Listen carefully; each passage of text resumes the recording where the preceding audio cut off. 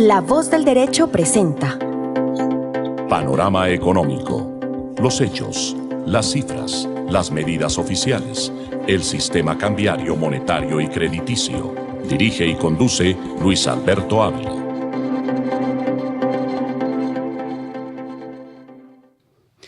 Bienvenidos a Panorama Económico con la dirección general del Dr. José Gregorio Hernández Galindo. Hoy les acompañaremos Jimena Charri, Alejandro Velandia, Alberto Ávila, en el control máster el ingeniero sonido Luis Daza. Iniciamos con este diálogo en Los Ángeles, California, con Jimena Charri, que nos comenta básicamente, desde luego, la temperatura en Los Ángeles. Allá este fin de semana va a subir de los 20 hacia mucho más alto la temperatura que en Bogotá. Y también la situación de la temperatura política, cómo está evolucionando esa campaña presidencial, que básicamente se anuncia mucho que el presidente Biden es factible que renuncie a la candidatura presidencial y el Partido Demócrata en su convención ahora en el mes de agosto tome la decisión de postular un nuevo candidato o candidata. Eso está por verse por los problemas de salud, las dificultades que ha tenido el presidente Biden en sus diferentes intervenciones y pues ya la convención republicana ya oficialmente se lanzó como candidato único al expresidente Donald Trump. Entonces está por verse y es el análisis que nos acompaña como siempre los viernes acá en La Voz del Derecho. Jimena Charri, bienvenida a Panorama Económico. Un cordial saludo a nuestros queridos oyentes de Panorama Económico aquí en La Voz del Derecho. Un fuerte saludo para nuestro equipo y nuestros invitados. Bueno, les cuento acá en Los Ángeles estamos a 30 grados. Tendremos máximas para este fin de semana alrededor de los 32 grados.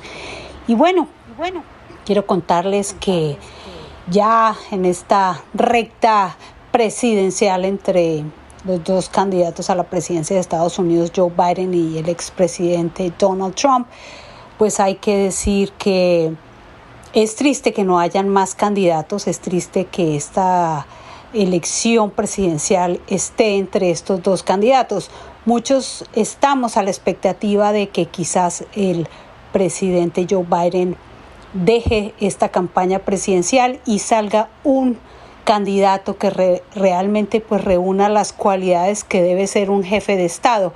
No hay que demeritar lo bueno que ha hecho el presidente Joe Biden, ha hecho muchas cosas positivas, pero también es cierto que quizás la edad y algunos problemas médicos no sean el fuerte para su campaña presidencial. Entonces hay que decir, estamos con mucha expectativa de que en cualquier momento el Partido Demócrata salga con otro candidato a la presidencia. No sabemos si quizás pueda ser la misma Kamala Harris o Nancy Pelosi. Bueno, estamos a la expectativa, pero hay que decir que en estos debates que hemos visto, pues realmente se ve un cansancio en el presidente Joe Biden. Entonces, a eso pues hay que decir que sería importante que existieran más candidatos y no incluso como nos pasa en Colombia, que siempre estamos divididos entre dos candidatos y no hay más para escoger. Es increíble que en este país, una potencia económica tan fuerte como lo es Estados Unidos, estemos solamente en este momento con esas dos únicas opciones. Y bueno, un tema en Colombia que me parece, doctor y Alejandro, que me parece que debemos comentar el día de hoy, es cuál va a ser, y eso es algo que nos preguntamos muchos colombianos acá en Estados Unidos, cuál es el futuro político de Colombia. Y lo otro es cómo va a gobernar el presidente Gustavo Petro con escándalo tras escándalo.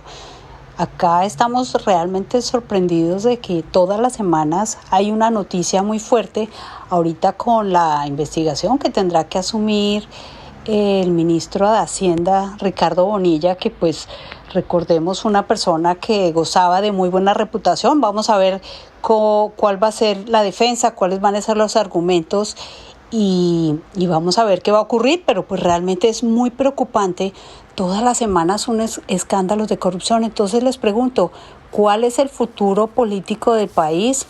¿Cómo nos estamos vendiendo a otros países con estos niveles tan altos de corrupción? No podemos decir que este ha sido el único gobierno en el cual ha habido corrupción. Sabemos que en todos los gobiernos ha habido una corrupción que no ha podido cesar. Pero particularmente hablando de este gobierno, ¿cuál es el futuro político de nuestro país? ¿Cuál es el futuro de nuestros dirigentes? ¿Y por qué daría la impresión, tanto acá en Estados Unidos como en Colombia, que no hay candidatos? ¿Qué está pasando? Que las personas buenas, las personas que gozan de buena reputación, que han creado un nombre a punta de esfuerzo, a punta de buenas acciones, de un trabajo juicioso y un trabajo pues de muchos años de experiencia, pero ¿dónde están esos candidatos? Acá no lo vemos, y acá en Colombia pues tampoco se ve, porque siempre estamos, cuando se acercan cuando se acerca la época de elecciones, porque siempre sentimos que no hay más opciones. ¿Qué será lo que está pasando en el mundo, que las personas que deberían lanzarse no se lanzan? ¿Será falta de recursos, falta de apoyo, falta de campaña? ¿Qué opinan ustedes? Sí, realmente los principios neoliberales le entregaron la política en el mundo, en la economía liberal, al mercado financiero. O sea, ¿quién tiene más plata para las campañas y quién tiene más posibilidades de tener más avisos, más publicidad? Pero realmente el fondo, no hay organizaciones políticas serias, fuertes, que permitan que en cada estado, por ejemplo, existan centros de pensamiento, centros de investigación, que los partidos se preocupen por la salud, no en los últimos dos meses de campaña de un candidato o candidata, sino básicamente que los partidos estén construyendo propuestas, porque los partidos básicamente están quedando, los que están en la oposición, oponerse a todo, absolutamente a todo. ¿Cuál es la propuesta para mejorar la salud en Colombia? No sé, pero no estoy de acuerdo con este proyecto de salud. Entonces se queda en la estática, y si no hay ese relevo y las nuevas generaciones se preparan, porque eso, digamos, la política no es un juego. Lamentablemente se ha visto así, pero la ciencia política como tal es diseñar qué va a ser la sociedad dentro de 10, 15, 20, 50 años. No el problema de las próximas elecciones, es el problema de las próximas generaciones. De tal manera que eso pasa en Estados Unidos, pasa en Colombia. Entonces, mientras se tenga financiación por parte de grupos privados en la política, o sea, se privatizó la política. Entonces, un candidato, como lo dice Jimena, de buenas intenciones, que no tenga antecedentes penales, que no haya sido sancionado, pues no se va a poder lanzar, porque no es ni un gran magnate, ni un empresario, así sea que no pague impuestos, que gana porque tiene mucha plata y le invierte, y además hace las famosas vacas de colectas públicas, en las cuales las entidades privadas, los gremios, en el caso de Colombia, llegan recursos de muchas partes, y la gente en esa competencia, repito, neoliberal, porque el principio neoliberal es que hay que privatizar absolutamente todo, y la privatizaron la política. No hay partidos, los partidos no presentan propuestas. Repito, aquí en Colombia, ¿qué partido en este momento está presentando propuestas para reformar la salud, para reformar las pensiones, que diga, mire, esta es mejor propuesta que la que tiene este gobierno? Entonces uno empieza a decir, mire, el partido A, B o C está presentando mejores propuestas, y no hay partidos. ¿Por qué? Porque se volvieron empresas, cada partido tiene un dueño, y construyen unos avales que también los venden. Entonces, usted quiere ser concejal de Bogotá, tiene 500 millones en su caja para que pague ese aval, ese permiso, ese certificado, esa franquicia para ser concejal de Bogotá. ¿Quiere ser edil? Tiene 200 millones de pesos, muestra los 200 millones de pesos como caja menor para hacer la campaña. Entonces, eso se volvió una mercancía, y mientras eso sea una mercancía hay unos individualismos, o sea, no hay un pensamiento colectivo. ¿Qué piensa el partido A, B o C o D de cada uno de los problemas? Y la diferencia entre uno y otro, el electorado le permite ir a las urnas a votar por los que defienden el medio ambiente, otros no defienden el medio ambiente, unos defienden más impuestos, otros defienden menos impuestos, pero esa es la política, para que la gente decida qué futuro quiere la sociedad. ¿Quiere más inversión social? ¿Quiere más escuelas? ¿Quiere más carreteras? ¿Cómo se va a financiar esas carreteras, esas escuelas? En la medida en que los partidos se organicen y presenten propuestas coherentes, repito, no para la próxima elección, sino para las próximas generaciones, entonces se mejorará la política. Profesor Alejandro, bienvenido a Panorama Económico. Muy buenas tardes a mis estimados oyentes de Panorama Económico, mis estimados colegas Luis Alberto, Jimena, ingenieros de sonido Luis Daza. No sé si todavía nos acompaña Santiago Millán. Ya terminó su práctica. El doctor José Gregorio Hernández Galindo, director de la emisora. Y bueno, como decía mis estimados oyentes, este es precisamente un programa que está hecho para ustedes, para abrirles realidades y profundidades, porque pues muchas de las cosas que pasan y suceden en la realidad nunca se cuentan. Por eso hablábamos mucho del sistema educativo. El sistema educativo no sirve, está mandado a reevaluar, está mandado a recoger.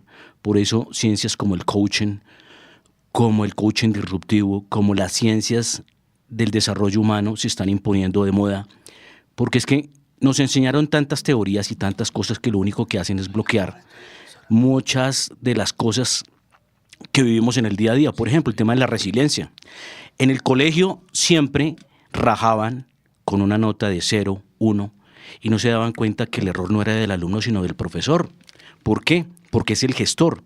Miremos lo que pasa a nivel internacional. ¿Por qué es que sucede tanto que para poder hacer que alguien sea bueno y sea mejor, hay que potencializar sus dones, hay que potencializar sus capacidades? En el tema de las elecciones tocaba este tema porque hay que mirar las raíces. La otra vez decía yo que para que un país realmente pueda tener democracia, toca que la gente se instruya, pero no con teorías tanto de que algunos se han inventado y no han hecho nada en la práctica, sino que muchas de las cosas, método científico, acción, ensayo, error, prueba y acierto, cosa que hacía, por ejemplo, los inventores como Tesla, como Thomas Alva Edison, que después de 2000 intentos logró crear la bombilla. ¿Esto a qué voy? En el tema de la política hay una cosa que es muy clara. Los derechos son fundamentales y son ciertos, pero hay otra cosa que es clara, que es los resultados. Dicen que en Estados Unidos, algo que decía Jimena, con lo que yo hago un análisis y hago una defensa, Donald Trump mostró muchos resultados en su vida.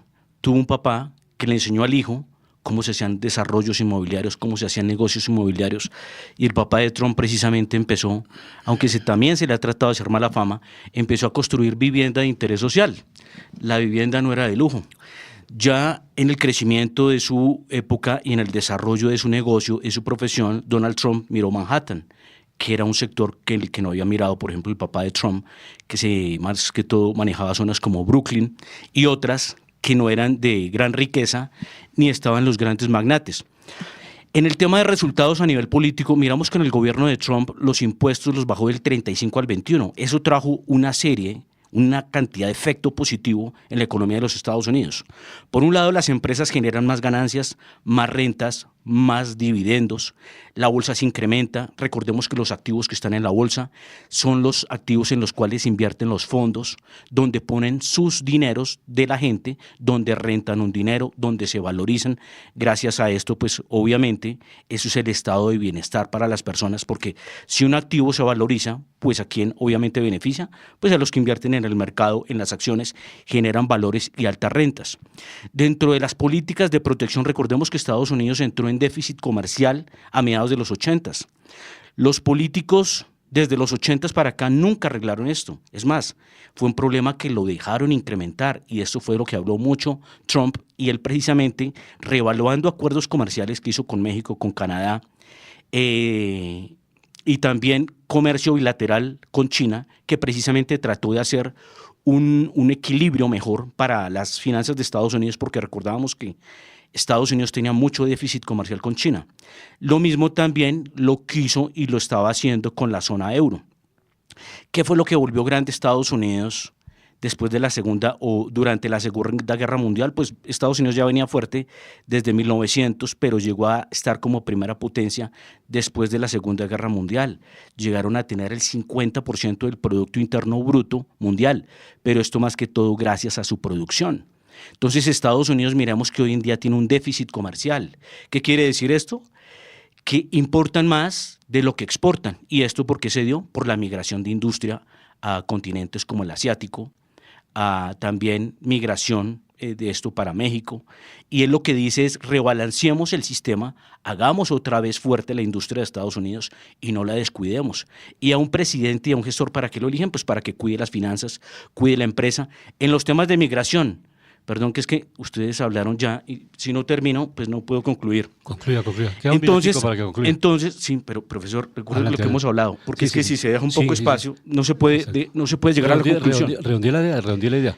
Entonces, a lo que quiero llegar es que toca mirar no tanto los cantos de sirena, y hay una cosa que sí me ha añadido Jimena. En caso de Colombia, ¿cómo es posible que le demos premios aquí en Colombia a que nos gobierne personas que han cometido tantos delitos, ¿sí? ¿Quién nos está gobernando? Y obviamente, escándalo tras escándalo, pues Luis Alberto, esto no es, y Jimena, esto no es una sorpresa, ¿sí? Si uno se pone a hacer negocios con un delincuente, pues ¿cómo le va a ir?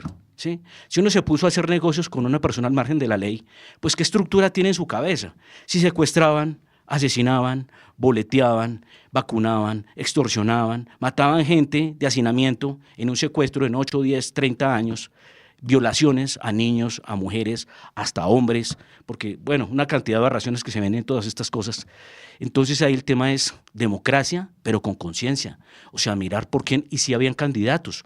Yo me acuerdo, por ejemplo, en Colombia, ya tocando el tema, de acuerdo a la pregunta, pero es que Jimena hizo una pregunta. ¿La contestamos en Panorama Internacional? Sí, era un solo pequeño. Estaba Luis Carlos Echeverry, estaba Enrique Peñalosa, estaba Sergio Fajardo y habían otros. No, Luis Carlos Echeverry no estuvo candidato presidencial. No, Echeverry sí, la primera. Juan Carlos Echeverry. Juan Carlos Echeverry, eso. Es diferente. Juan Carlos Echeverry, el ministro de Hacienda. Sí. Enrique Peñalosa también, Fajardo también. Entonces sí habían opciones. Otra cosa, Enrique Gómez, habían opciones.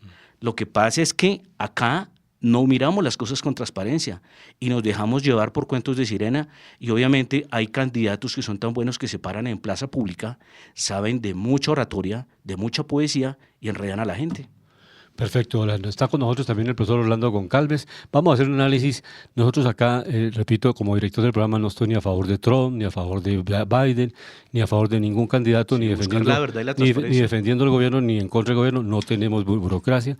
Soy profesor universitario y sé que cuando dicto clase, lo que se trata es que el estudiante ojalá salga mucho más capacitado que el profesor, y ese es el éxito de un buen profesor. Y se enseñen todas las teorías, no hay que sesgarle que vamos solamente a enseñarle la doctrina socialista, el capitalismo, el neoliberalismo, el estructuralismo, la teoría clásica, la neoclásica, todas las escuelas hay que enseñarlas.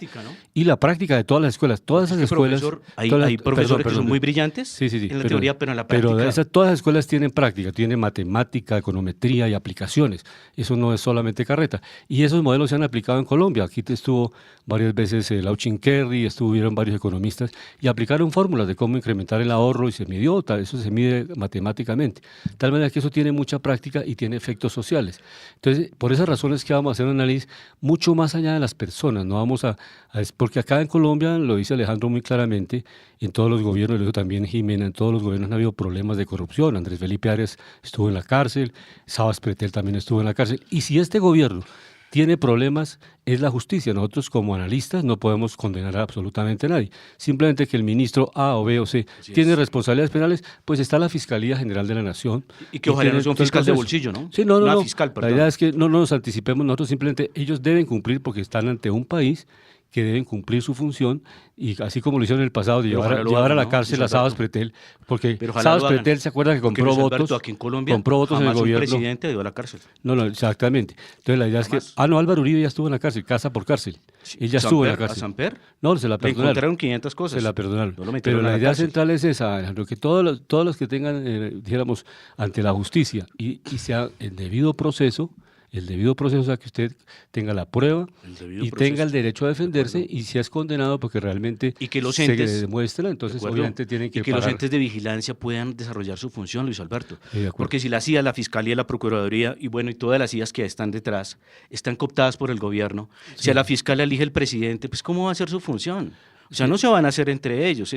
Por eso es que en este país, por eso los niveles de corrupción son tan altos. ¿Sabe quién sancionó por 17 años a Andrés Felipe Arias? Alejandro Ordóñez, que era procurador de bolsillo del presidente Uribe. Entonces, no, hay veces que el abogado como tal, el abogado como tal tiene que fallar. El abogado sirvió los principios. Los principios, claro, dijeron, este señor cometió un peculado porque le dio plata a los ricos, que no eran agricultores, a reinas de belleza. Menos mal que se lo nombra. Y se llevaron recursos del Estado que son de los impuestos suyos.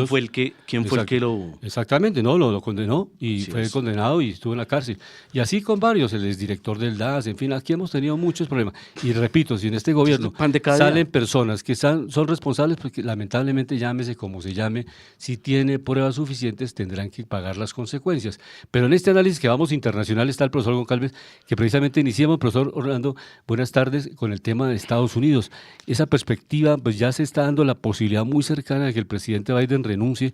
¿Cómo lo ve usted esa perspectiva la política norteamericana? Iniciemos por esta fase, porque ya en noviembre son las elecciones, en agosto la convención del Partido Demócrata, ya del otro lado Trump quedó como candidato y ahora pues falta que el Partido Demócrata, si Biden renuncia, pues pongan un nuevo candidato o candidata. ¿Cómo ve ese panorama? Noviembre 5, ¿no? Sí, señor. Hola, como siempre, un gusto saludarlos y compartir con ustedes y con la audiencia. Realmente el escenario está muy complicado para los demócratas, no así para los republicanos. Trump ha venido haciendo su campaña, no le ha ido mal, le ha ido razonablemente bien. Y sumado a eso, el atentado que sufrió el pasado 13 de este mes, pues lo catapultó eh, de alguna manera, algunos puntos subió, no tanto como nos hubiésemos imaginado. Atención con esto. La campaña de Biden está teniendo problemas, sin duda, porque luego tienes la siguiente narrativa. Tienes, por un lado, a un candidato enérgico, dinámico, que sobrevivió a un ataque a mansalva, que salió como un héroe de ese ataque. Esa imagen que tomó el fotógrafo de Associated Press seguramente ganará todos los premios habidos y por haber, de la cara ensangrentada, el puño en alto, la expresión de euforia de su cara. Definitivamente eso fue un parteaguas en la campaña. Y del otro lado tienes a un presidente que evidentemente la edad le ha estado pesando, que evidentemente tiene algunos problemas, pero lo más grave de esto es que hay una presión enorme por los candidatos a representantes y a senadores, porque sienten que Biden los está arrastrando. Y en la medida en que se acorte el tiempo, más difícil le va a poner la situación. Hay rumores de que el presidente Biden pudiera abandonar. De hecho, cuando se anunció que tenía COVID, como yo soy de aquellos que dicen que comulga con la expresión piensa mal y acertarás, comencé a pensar, bueno, quizás le están construyendo el puente de plata para que pueda salir honrosamente de la candidatura y proponer a otro candidato. Lo cierto es que no vamos a saber nada de eso hasta por lo menos el lunes o el martes, que ya se haya diluido en los medios de comunicación la convención republicana. Pero el escenario hoy luce complicado para los demócratas, luce un poco más favorable para Trump. Atención, reitero, yo pensé que después de esa foto icónica, de esa expresión de haber sobrevivido, él se iba a disparar en las encuestas, y la verdad es que no, apenas subió 2 puntos. Sí se multiplicó las casas de apuestas, sí elevaron enormemente las apuestas, y la posibilidad de que Trump gane en las casas de apuestas se disparó, pero en las encuestas en sí no fue tanto el crecimiento del presidente Trump. Quizás, y aquí entra otro elemento importante, es su escogencia de su candidato a vicepresidente, con la misión específica de ir sobre el cinturón industrial que tradicionalmente le ha pertenecido a los demócratas. Entonces, la labor de ese candidato a vicepresidente es centrarse en esos estados para transformarlo en estados switch, es decir, estados que tradicionalmente votan a demócratas, tratar de transformarlos que voten a republicanos, por la identificación de ser un personaje que viene de una familia humilde, de una familia trabajadora, de católico, cristiano, de origen conservador. Eso puede sumarle algunos puntos, habrá que esperar un par de meses a ver cómo se desarrolla. Y mientras, los demócratas por ahora están en modo autodestrucción. Esperemos que esa hemorragia que están teniendo y ese enredo que tienen lo logren resolver la semana que viene. Creo que la semana que viene va a ser crítica para los demócratas. Sí, precisamente. Buenas tardes, profesor Goncalves. Haciendo una interlocución con este tema, estábamos mirando que el Partido Demócrata ya tiene 20 senadores que le están pidiendo a Joe Biden que se dé su puesto, ¿no? Ya hay una división dentro del partido, obviamente esto no le sirve al partido, y obviamente lo que le está pasando a Biden, pues degrada obviamente no solo su gestión que se mide es por los resultados, más que por sus desaciertos en cámara, en eventos, como en la OTAN, bueno, tantos desaciertos que ha tenido, sino también mirar que realmente la población de los Estados Unidos debe mirar hechos. Lo que hablábamos de la democracia con datos veraces y certificados, tiene que irse a los resultados, a los modelos. Me acuerdo una vez que hablábamos con el profesor Goncalves los temas de la educación, los temas de la formación. Nosotros no estamos saliendo mal en las pruebas de primaria, de bachillerato y de universidad, porque sí. Hay algo que mi estimado Luis Alberto decía con respecto a la educación, y resulta que Luis Alberto se ha comprobado que la mayoría de los profesores no tienen práctica real en los temas donde enseñan. Eso genera una disrupción, porque una cosa es vivir el día a día en la práctica. Por ejemplo, los economistas que realmente están en el mercado mirando los La, indicadores, transando con indicadores, la materias pregunta, primas, ¿cuál es la pregunta? monedas. Es que estoy haciendo una Sí, introducción, sí, sí. ¿sí? Estoy haciendo eso es para que la gente comprenda que las cosas tienen que tener un resultado, una base y una profundidad, porque es que los políticos hablan muy bonito a veces, no muestran resultados y son ineficientes. ¿Cómo es que Joe Biden se va a poner a hablar que es que hay que castigar al sistema productivo que ya ha ganado mucho y que no sé qué, cuando Estados Unidos tiene un déficit comercial, tiene una balanza comercial deficitaria y Estados Unidos tiene que poner mucha atención a lo que está sucediendo en el mundo porque China viene muy fuerte industrialmente. Muchos países vienen muy fuertes industrialmente, obviamente socios de Estados Unidos como Taiwán, que maneja la empresa número uno a nivel mundial por semiconductores. Imagínese donde China tome Taiwán, pues pone el mundo en jaque, porque TSMC, que es la primera compañía en el mundo que produce los microchips y los semiconductores, que son la columna vertebral de la tecnología, pues imagínense los chinos manejando el planeta. Fuerte y delicado.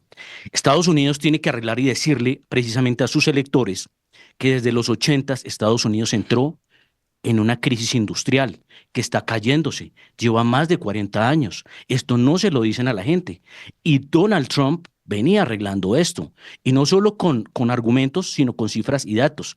Precisamente, bajando los impuestos, lo decía, inversión extranjera directa en un año fue de los históricos máximos en los Estados Unidos.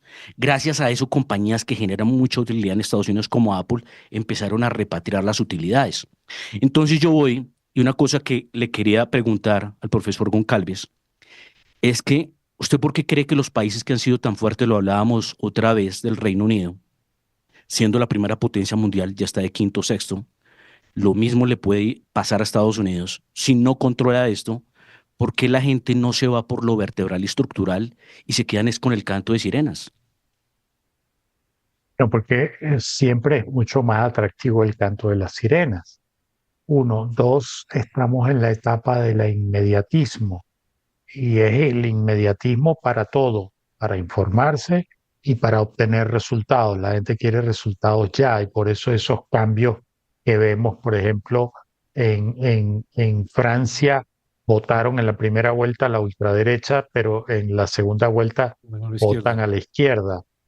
Los, en Inglaterra eh, votaron durante 14 años a conservadores y ahora giraron a los laboristas. Brasil se fue de la ultraderecha de Bolsonaro al Partido del Trabajo de el señor Lula. Entonces, estos cambios se dan, la gente busca respuesta y satisfacción inmediata y eso de alguna manera es la nueva dinámica. Las agendas hoy son mucho más cortas, mucho más inmediatistas, menos estratégicas, más tácticas y más pensadas en la obtención de beneficios en el corto plazo. y eso muchas veces no se puede. Y hablando, haciendo un pequeño giro, nos aproximamos a las elecciones de Venezuela. ¿Cómo se puede medir el termómetro? Realmente hemos registrado en distintos medios, pues obviamente detenciones de candidatos, el equipo de seguridad de María Corina, el candidato del Mundo también ha tenido dificultades de salud. En fin, hay una campaña muy difícil en Venezuela. Y pues las intervenciones del presidente Maduro también dice que pues si no gana él habrá un baño de sangre, en fin, hay mucha tensión, hay mucha dificultad, realmente una democracia en un riesgo altísimo de que pues obviamente se llegue a una guerra civil que no la queremos para América Latina. Eso es Mucho un bullying desangre electoral, ¿no? y una pérdida de recursos incalculable. ¿Cómo ve ese panorama? Porque estamos a 8 días de las elecciones. Mire, yo lo veo muy complicado porque por varias razones. La primera, todas las encuestas hablan de la intención de voto a favor de el candidato de la oposición. ¿Quién es? Y la encuesta, Edmundo Edmundo González, González. Edmundo González. la encuesta que más le da 47 puntos de ventaja, la que menos le da 18 puntos de ventaja. En todo caso, las dos son ventajas enormes. Uno, pero eso es intención de voto. Otra cosa es la concreción del voto. Y es ahí donde yo veo que hay un problema. Porque cuando usted escarba un poco más en las encuestas, va sacando números como, por ejemplo, 42% de la población dice que está absolutamente segura de que va a ir a votar, llueva, truene o relampaguee. Bueno, ¿y qué pasa con el otro 58? De ese Ujú. 58, 36 dice que no sabe si va a ir a votar y cerca del 20% dice que muy probablemente no va a votar. Entonces, de la intención de voto a la concreción del voto hay un trecho muy largo. Dos, el régimen de enero a hace 13 días atrás había detenido a más de una treintena de personas ligadas a la Vale. campaña de María Corina, pero desde hace 13, 14 días hacia acá ha detenido a 72 personas, llegando a su máxima expresión el día de ayer, donde le cortaron, sabotearon los carros que usan los dos vehículos que usa María Corina Machado, y le cortaron las mangueras de líquido de frenos a las Ujú. dos camionetas. Eso ya es un atentado mucho más en forma y mucho más en serio. Profesor, decían Segundo, que, perdón, decían que liberaron al jefe de seguridad que lo tenían retenido. no O sea, tengo conocimiento, el que cuidaba a María Corina Machado. no tengo conocimiento al respecto. Luego tienes que Nicolás Maduro ha estado, todas estas cosas que están haciendo, cerrar carreteras, romper carreteras para impedir que la gente llegue o que llegue María Corina a los eventos, todo esto de la detención de las personas, clausuran los negocios donde come María Corina, secuestran y desaparecen al señor que le dio posada a María Corina en un pueblo, le cierran la empresa a ese señor, Complejo. todas esas cosas, sumado a lo que dijo del baño de sangre y sumado a otra declaración que no ha tenido tanto impacto, pero que es igualmente peligrosa y que la dijo ayer, porque teóricamente se filtró un audio y un video de una reunión que él tuvo en una casa humilde, en un barrio humilde de Caracas, donde él narraba que en 2013, perdón, en 2015, cuando pierden la elección parlamentaria, él evitó un baño de sangre porque la gente quería salir y el pueblo estaba armado y quería salir a defender la revolución y él lo evitó. Pero en esa conversación él dice que hoy él no tiene cómo controlar la furia del pueblo y que si hay un resultado adverso podría haber entonces una revolución y una guerra civil de por medio. Todo eso que están haciendo es para tratar de infringir temor. Y de nueva vuelta, ¿qué van a hacer el día de la elección el régimen? Uno va a hacer el proceso mucho más lento. Entonces, bueno, yo tengo intención de votar por el candidato de oposición, pero después de 4 horas, 5 horas haciendo fila, mejor como que me voy a mi casa, porque total, las encuestas dicen que él va a ganar y va a ganar por mucho margen. primer error. Segundo, ellos acostumbran a intimidar y a inhibir el voto con sus bandas armadas. Eso va a volver a suceder. Entonces, de nueva vuelta, yo que estoy en la fila, haciendo fila, aguantando sol, agua y lluvia durante 4 o 5 horas y después soportando a sus bandas armadas, insultándome, disparando al aire, ¿me voy a exponer o me voy a mi casa? Bueno, me voy a ir a mi casa. Y el otro grave problema es que el software que transmite la data desde el centro de votación a el Consejo Nacional Electoral no ha sido auditado. Entonces, puede suceder cualquier cosa el día domingo 28. Literalmente puede suceder cualquier cosa. Profesor, y para ¿Tiene la concluir, oposición oportunidad de ganar? Sí la tendría, pero cuando ves que 52% de la población no está segura de ir a votar y si el gobierno aplica su estrategia de el régimen de intimidar a la gente, de inhibir a la gente, pues este resultado de las encuestas podría caerse. profesor Goncalves, para cerrar este tema ya como conclusión, ¿usted cree o tiene fe o tiene esperanzas de que esto va a ser transparente y de pronto la oposición va a tener una opción clara y firme de hacer un cambio en Venezuela? Yo creo que el proceso de transición se inició.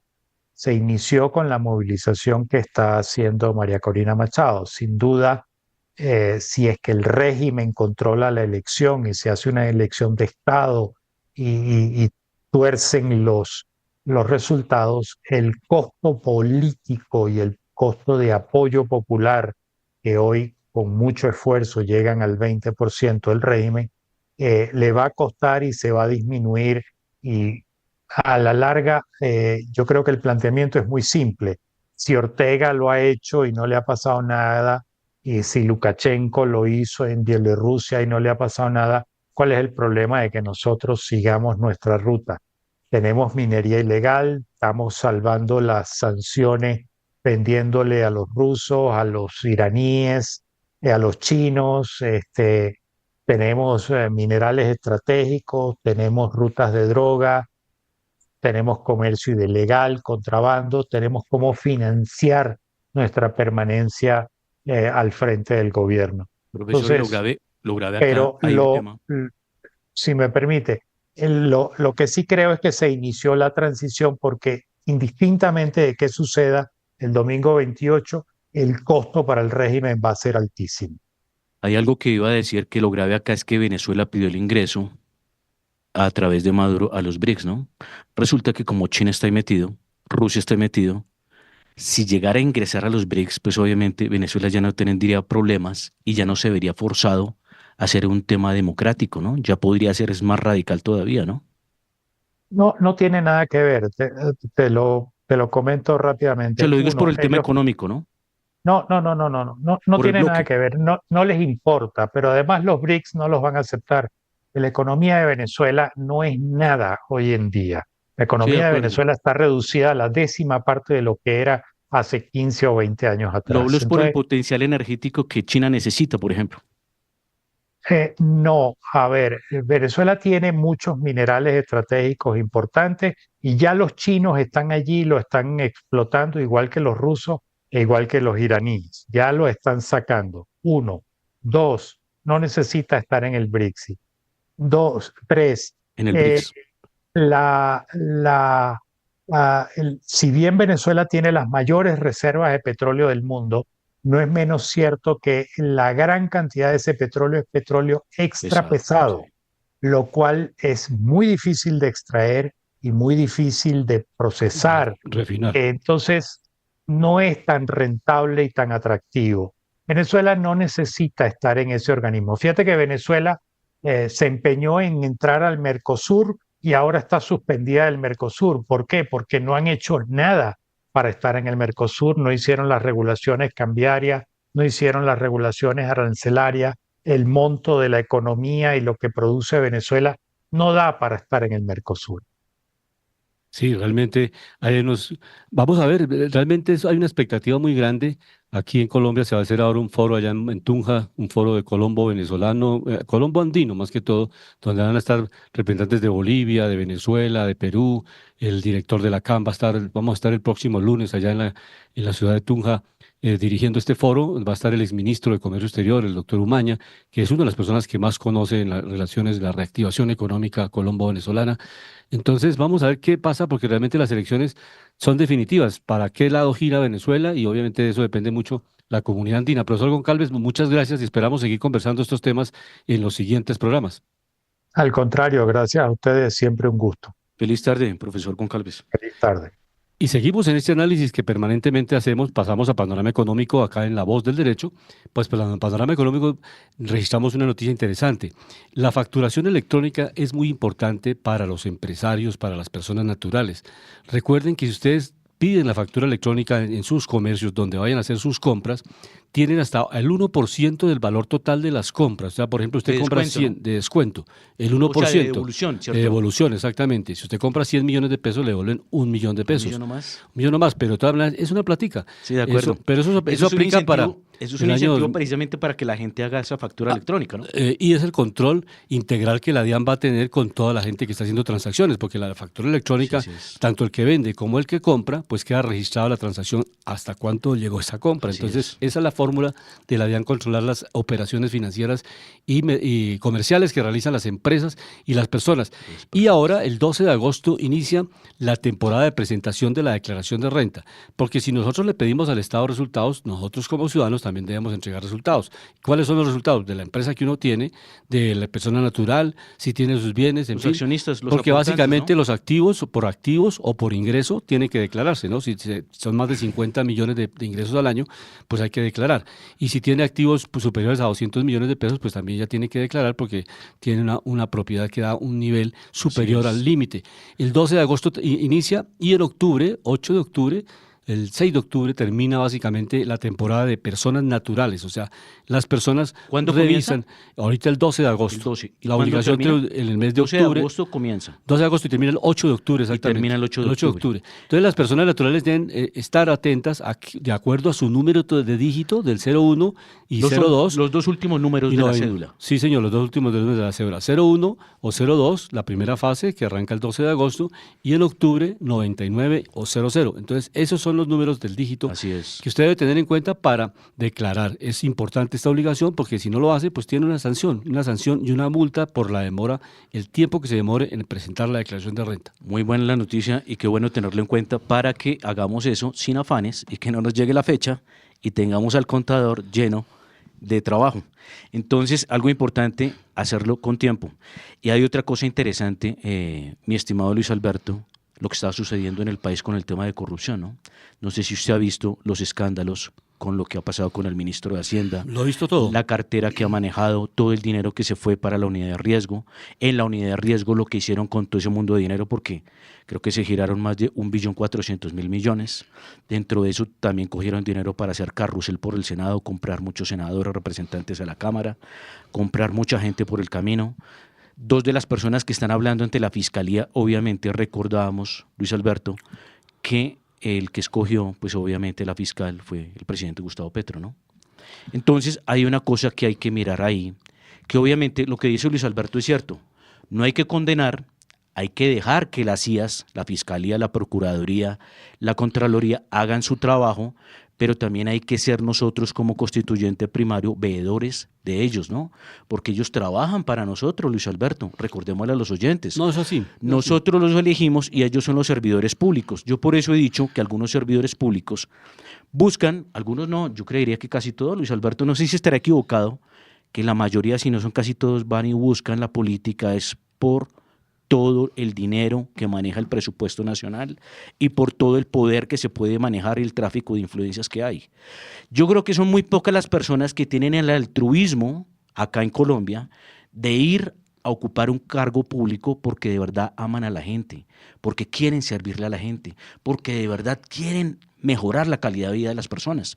Yo digo una cosa, Luis Alberto, hablando como economistas, y esto que decía con el modelo educativo no es con una animadversión, ni de ofender a nadie, ni de hacer supresión a nadie, sino para que tengamos en cuenta, mis estimados colegas, oyentes, que muchas de las cosas que nos enseñan, lo único que hacen es bloquearnos. Por ejemplo, en el colegio, en la universidad, creo que a poco les enseñan inteligencia financiera, Luis Alberto. No saben cómo manejar un presupuesto, no saben cómo manejar las deudas, no saben cómo manejar una con proyección. Inteligencia artificial. ¿Sí? Hay otra cosa, pero usted se lo deja, Luis Alberto, toda la inteligencia artificial y corre un riesgo de que usted pierda habilidades. Áreas nuevas. ¿De acuerdo? Sí, pero no como que lo reemplace a uno, una herramienta, eso, claro. Perfecto. Otra cosa, inteligencia, ¿cómo nos alimentamos, Luis Alberto? ¿Sí? ¿Por qué no nos enseñan a vivir? ¿Por qué no nos enseñan, por ejemplo, las ciencias de la supervivencia? Por ejemplo, el tema de las inteligencias blandas, el tema del relacionamiento, el tema de cómo nos ayudamos entre los seres humanos a construir realmente una sociedad que sea justa, que busque el desarrollo de todos, que busque los mejores niveles para todos, pero todo se queda a veces en cuentos. Hay algo que no lo alcancé a poner en este programa, Luis Alberto, de pronto para el próximo. No sé si supo que en Ecuador están pasando un proyecto de ley para que servidor público, juez, o sea, persona del sector público, que sea en sector ejecutivo, legislativo, judicial, que se robe, malverse fondos o reciba dádivas, se va en cadena perpetua. Un proyecto de ley en Ecuador. La próxima semana lo mostraremos en Panorama Internacional. Pero el llamado a todo esto, ¿qué es? Oyentes, analicemos la información, no comamos cuentos.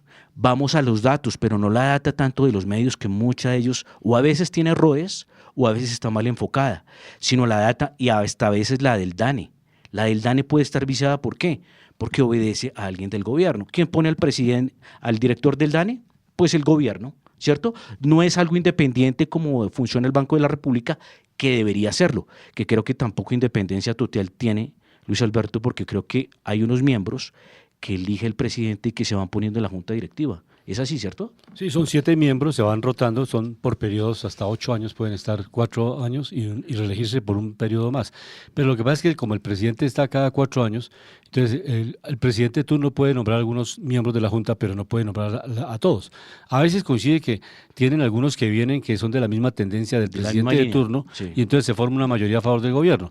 Pero básicamente la Junta está dividida, hay unos neoliberales muy respetables, o sea que tienen una concepción de privatizaciones y todo, y hay otros que están llegando y lo que quiere básicamente las dos tendencias. Una es que se pueda manejar, dijéramos, bajar más la tasa de interés, unos a una mayor velocidad, otros dicen que hay que bajarla más lentamente, de acuerdo a los indicadores de inflación, pero de todas maneras lo fundamental es eso. ¿Cuáles son las tendencias en algunos centros de investigación? Por ejemplo, escuchamos ahora al decano de Economía de la Universidad Externado y se plantea que hay una tasa de interés entre el 0 y el 3%, que esa debía ser. Alemania estuvo durante mucho tiempo en 0. Japón, ¿de qué tasa de 0, interés habla? 0 a 3% del Banco de la República. ¿Dónde? La que fija el Banco de la República.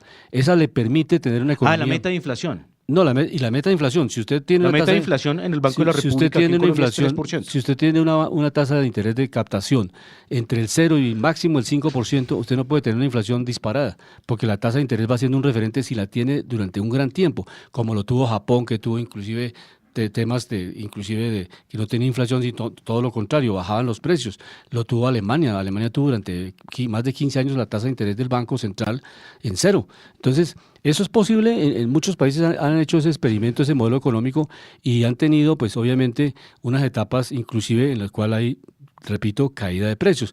Esos modelos hay que implementarlos en muchos países, sí. se pueden desarrollar, Alberto, también y se da una economía más productiva. Usted tiene una economía más dedicada a industria, agricultura y a menos especulación, porque si usted dedica a una economía de especulación, los poquitos que se meten en especulación y la gran masa, lo decimos por experiencia propia, mire, cuando se va a conseguir productos en Colombia no hay la suficiente cantidad para exportar, porque no estamos produciendo, y en las regiones donde se puede producir estamos en guerra. Entonces es lamentable, porque eso estamos perdiendo capacidad competidora internacionalmente. Perú nos está llevando ya en palmitos, nos está llevando a agricultura, nos está llevando en muchos sectores. Pero escuchemos al decano de Economía de la Universidad Externado. Déjame intervenir ahí en esta parte, porque es importante que hagamos la interlocución para abrir el tema. Que Luis Alberto, el problema, gran parte de lo que este país no produce es que también tiene impuestos elevados, y acá producir en Colombia es costoso. Y como los márgenes no son altos entre la producción y la venta, y en ese margen que queda de utilidad, pues muchos se quiebran. He visto mucho, Luis Alberto, y lo digo desde la práctica, que estaban vendiendo sus fincas, sus terrenos, que producían alimentos porque ya no era rentable. Entonces, los que estaban en el sector de la construcción, por ejemplo, desarrollo turístico, o los que estábamos mirando algún tipo de eso, nos encontrábamos ese fenómeno que muchas de esas tierras no tenían, por ejemplo, permisos para construir viviendas o para desarrollo turístico, pero tenían los permisos para cultivo, para agricultura. Pero como no era rentable, ellos decían, tenemos que vender esto. Y hacían los cálculos, no daba, no cuadraba, pero también es por el sistema impositivo, porque hemos recordado acá en Panorama Económico los países que bajan mucho el impuesto, que también dan subsidios a la producción, un subsidio de interés en la tasa de interés para la producción es bueno y positivo. Ya en el tema de consumo, el interés sí tiene que ser normal, pero hay algo que yo siempre también he dicho, Luis Alberto, me parece que uno no debe atacar tanto la tasa de interés. ¿Por qué? Porque resulta que la industria financiera también produce mucho, ¿sí? Vamos a mirar, por ejemplo, Luis Alberto, se lo pone la otra vez, y son opciones que le da el mercado a la gente. Llegaron a estar aquí CDTs en Colombia, depósitos de término fijo del 15 al 17%. ¿Qué hacían muchas personas, Luis Alberto? Vendían sus casas, terrenos, propiedades, lo ponían en el banco, ¿sí? Ese dinero, ¿y qué pasaba? Les generaba una renta del 15, 17, que era mucho más lo que daba un arriendo. Gracias a ese dinero, podían un dinero reinvertirlo y otro dinero usarlo para inyectarlo al sistema o para consumo o para inversión, ¿no? Que son de las cosas positivas. Escuchemos al decano de Economía del Externado, que nos comenta precisamente sobre la necesidad de la confianza en inversionista en Colombia. Pues hemos estado revisando juiciosamente diferentes escenarios. De hecho, uno de nuestros centros de pensamiento en seguridad social se ha dedicado permanentemente a revisar este tema, y la conclusión que hemos tenido varios de los profesores que hacemos parte de este equipo es que sin duda alguna estos pronósticos de mejora en las dinámicas del 2025 estarán condicionadas a la confianza que puedan tener los mercados de la economía colombiana, al respeto a la institucionalidad que hoy existe, y por supuesto hay un activo intangible muy importante para lograr ese objetivo, que es la certidumbre jurídica. Y yo creo que en la medida en que podamos tener eso, pues podemos estar aportándole elementos para garantizar una consolidación y una reactivación económica que tanto se espera de la economía nacional.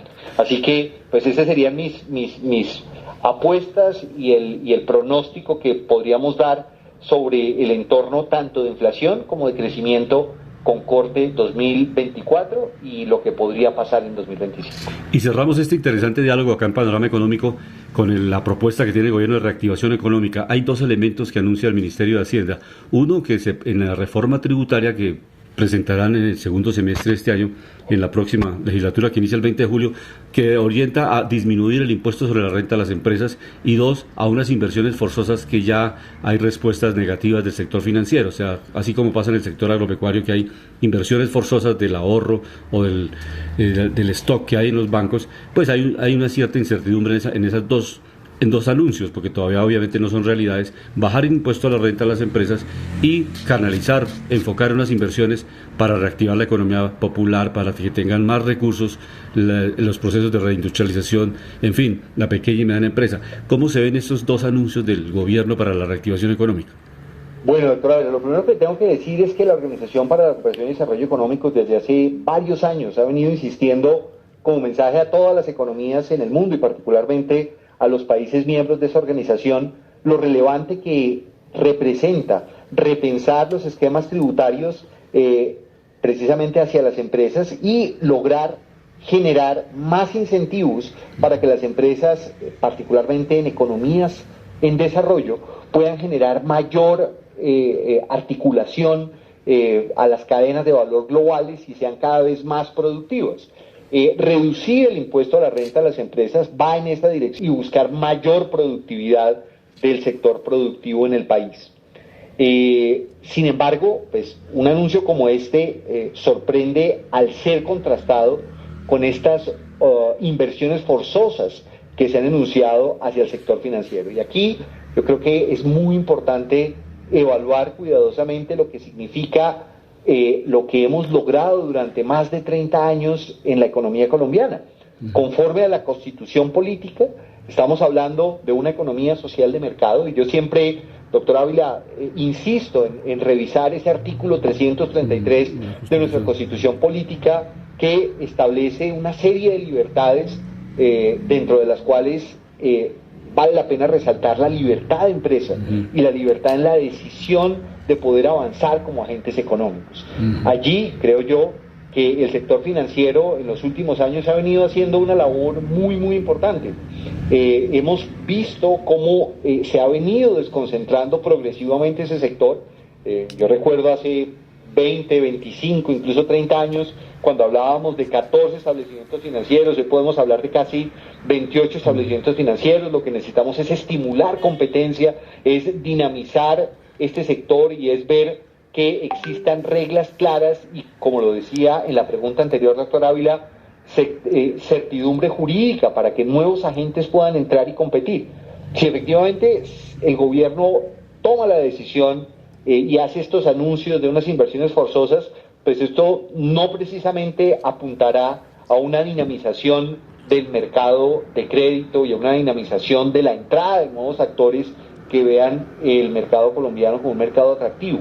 Y yo lo que creería es que pues, se necesita permanentemente seguir fortaleciendo la inspección, vigilancia y control, seguir fortaleciendo el marco regulatorio, pero dejar a los actores que hoy hacen parte del sector financiero cumplir su objetivo. Necesitamos en Colombia trabajar de una manera muy cuidadosa en lo que significa bancarización en el sentido estricto de la palabra. No solamente tener una cuenta y una tarjeta de débito para poder acceder a los recursos de un salario para las personas formales, sino lo que necesitamos es dinamizarlo, realmente motivando que nuevos agentes puedan ser tomadores de crédito formal, alejarlos del gota a gota, y eso lo logramos con más competencia, con más productividad en ese sector y con menos regulación intervencionista.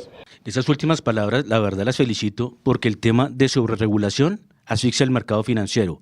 Otra, el mercado financiero es la sangre del sistema porque es el dinero que se integra en todo el sistema.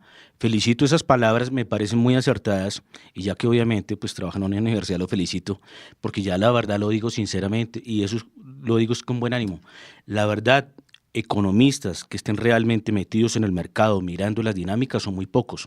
Por eso debemos hacer a través de estos instrumentos, estos llamados a la realidad y a no matar a nadie con esto y no decir que, uy, mira esas utilidades que tuvo el sistema financiero, mejor, pues más tienen para prestarnos y para ayudarnos. Pero vamos a terminar con un dato. La inflación en Colombia, recordemos que el último dato se había disparado, estaba en el 7.16, subió al 7.18, entonces dejemos al Banco de la República, que bajó su tasa del 11.75 al 11.25, que siga cumpliendo su función y que a través de esto también otros actores del mercado ganen con inversión y estabilidad económica, ¿no? Llegamos al final de Panorama Económico con la dirección general del doctor José Gregorio Hernández Galindo. Hoy les acompañamos Jimena Charri desde Los Ángeles, California, Alejandro Velandia, Alberto Ávila, nuestro invitado, el profesor Orlando Goncalves. En el Control Máster nos acompañó el ingeniero sonido Luis Daza. Nos vemos, nos escuchamos la próxima semana en Panorama Económico. La Voz del Derecho presentó Panorama Económico. Los hechos, las cifras, las medidas oficiales, el sistema cambiario, monetario y crediticio, la agricultura, la industria, en La Voz del Derecho.